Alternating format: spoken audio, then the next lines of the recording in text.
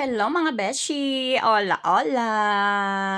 Ayan, mabigat ba ang iyong mga pinagdadaanan?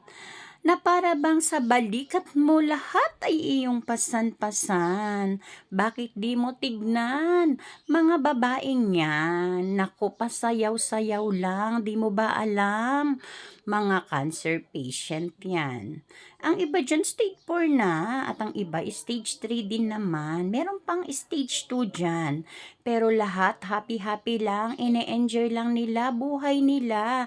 Kasi naman, ang problema hindi dapat pinapasan yan. Kapag bako ang daan, iwas-iwas ka dyan. At pag merong time, pray-pray din naman kasi wala namang ibang solusyon sa ating mga pinagdadaanan kung di ibigay sa Panginoon lahat ng iyong kabigatan.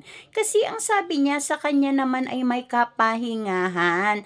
Kaya naman kapatid, beshi, katropa, ano pang yung hinihintay pag meron kang nararamdamang hindi maganda, aba ikaw ay maupo at mag-pray lang kasi lahat ng bagay merong solusyon yan kapag sa Diyos iyong itinaas yan.